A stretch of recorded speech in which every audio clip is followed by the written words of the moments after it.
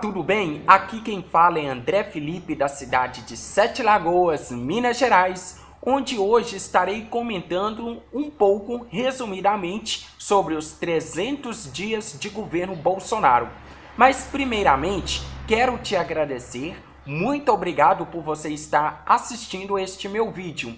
E detalhe, não me concentrarei em questões ideológicas por parte do presidente, como, por exemplo, se a cor dele é azul e a sua talvez seja rosa, se a religião dele é católica e talvez a sua seja evangélica, se o time de futebol dele é Palmeiras e talvez o seu seja Corinthians, Atlético e assim por diante. Não me concentrarei nessas questões. O que quero comentar é sobre a parte técnica. Desde 1º de janeiro, tenho acompanhado diariamente todas as medidas que o governo vem tomando. E vou estar comentando aqui, principalmente sobre as medidas econômicas e também as medidas na área da segurança pública. Eu me lembro que durante o período eleitoral, Bolsonaro, que até então era um deputado federal, falava da necessidade de fazer uma redução do tamanho do estado, de reduzir o tamanho de Brasília. Logicamente que ele não estava falando de uma redução infraestrutural, mas sim uma redução no quesito de servidores públicos. E ele cumpriu com isso. Eram 29 ministérios. Foi reduzido para 22 ministérios. Cerca de 21 mil servidores públicos foram demitidos, para que assim sobrasse mais dinheiro para investir em outras áreas, como saúde, educação, infraestrutura e assim por diante.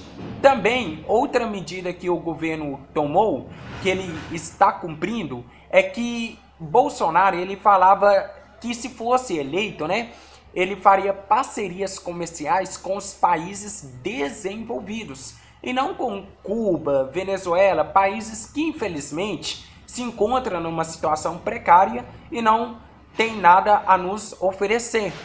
E assim, o Bolsonaro ele esteve nos Estados Unidos e lá foi feita uma parceria comercial com o Brasil relacionada à base de Alcântara. Ou seja, os Estados Unidos alugariam a base de Alcântara num valor de 10 bilhões de dólares, que convertido para o real ultrapassa os 40 bi.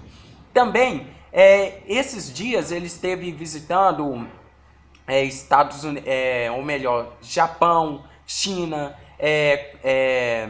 Israel, Catar, e também ele esteve na Arábia Saudita. E olha que interessante, na primeira viagem que o cara faz à Arábia Saudita, ele já retornou de lá com uma quantia de 42 bilhões, que foi um investimento do governo de lá para o Brasil. Interessante isso, não é verdade? Outra coisa interessante também é que se a gente fazer uma pesquisa na internet, Lula, ou melhor, FHC, Fernando Henrique Cardoso, ex-presidente da República, ele falava naquela época da necessidade de se fazer uma reforma previdenciária e até tentou fazer, mas por um voto não conseguiu concluir essa reforma. Então Lula governou o Brasil por 8 anos, falou, admitiu a necessidade de se reformar a Previdência, não fez. Dilma governou por quase 8 anos, falou que tinha que fazer, mas não fez. Michel Temer tentou fazer, não conseguiu. Bolsonaro, no primeiro ano de governo, ele teve a competência de se reformar a Previdência, competência que esses ex-presidentes não tiveram. Só para vocês terem ideia, em 2017, o governo gastou 267 bilhões com Previdência. Para este ano de 2019, a expectativa é que ultrapasse 290 bilhões. Então, de todos os gastos, de todos os orçamentos que o governo tem, o maior é a Previdência Social. E com essa reforma da Previdência feita pelo governo Bolsonaro, garantirá-se o direito constitucional de aposentadoria por décadas à frente. Então, que bom, que foi feita essa reforma. E olha que interessante, a reforma a parceria comercial entre Estados Unidos e Brasil vai gerar um investimento de 10 bilhões aqui. A reforma da Previdência gerará uma economia de 500 bilhões, ou melhor, 800 bilhões. Agora o governo pretende fazer a reforma administrativa, que tem como objetivo reduzir o salário dos servidores públicos. Muitos deles já iniciam com um salário de 21 mil. E esse salário pode crescer e ultrapassar o teto dos 30 mil. Isso é um absurdo, não é verdade?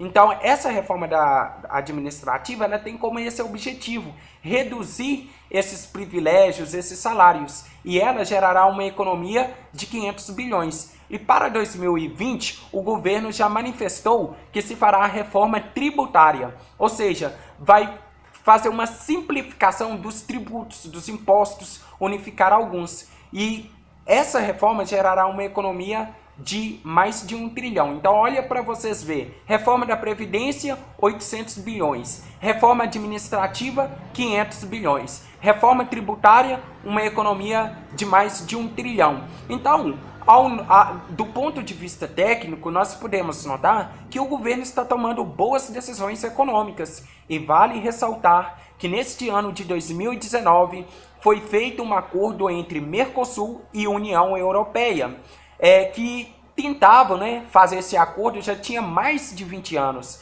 Então, na reunião do G20, que são os 20 países mais industrializados, dos quais o Brasil faz parte, este acordo comercial possibilitará que o nosso país, que é o terceiro maior exportador agrícola, possa vender seus produtos agrícolas para os países europeus. Isso vai elevar o PIB brasileiro num crescimento de 120 bilhões num período de 15 anos.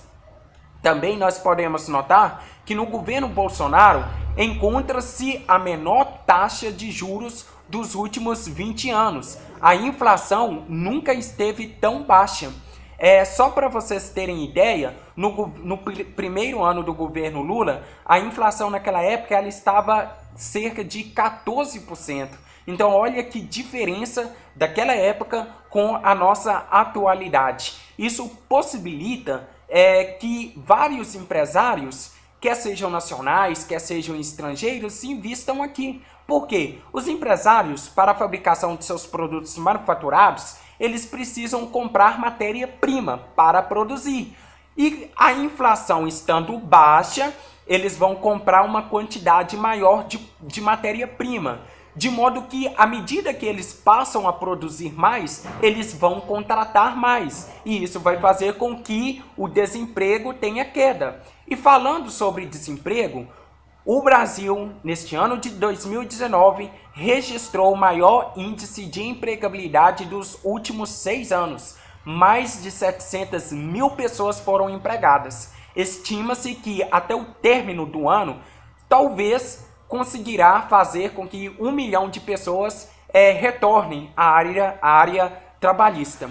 Então, do ponto de vista econômico, nós podemos notar que o governo está fazendo um bom papel, se a gente se concentrar na parte técnica, né? Agora eu vou falar um pouquinho sobre a questão de segurança pública. O Bolsonaro, durante a campanha, ele prometeu que haveria uma flexibilização da posse de arma e, em alguns casos, do porte de arma. Muitas pessoas pensaram que o Brasil iria virar um bang-bang. No meu caso, eu admito que até eu fiquei um pouquinho preocupado. Mas olha que interessante, os homicídios neste ano de 2019 teve queda de 22... Desculpa, teve um barulhinho aí fora, né? Os homicídios neste ano de 2019 teve queda de 22%. Os estupros neste ano de 2019 teve queda de 12%. Neste ano de 2019, o Brasil registrou a maior apreensão de cocaína. Então, está melhorando ou não está melhorando as coisas no nosso país, do ponto de vista técnico? Outra medida também que o governo tomou é aumentar a validade da CNH de 5 para 10 anos, aumentar a pontuação de 21 para 40 pontos. E também, neste ano de 2019, teve uma redução nos índices de acidente nas nossas estradas brasileiras. Então isso são, obviamente, notícias boas, né? Positivas. Nós ficamos felizes quando as coisas, do ponto de vista técnico, começam a melhorar. Olha, muito obrigado a você por ter assistido este meu vídeo.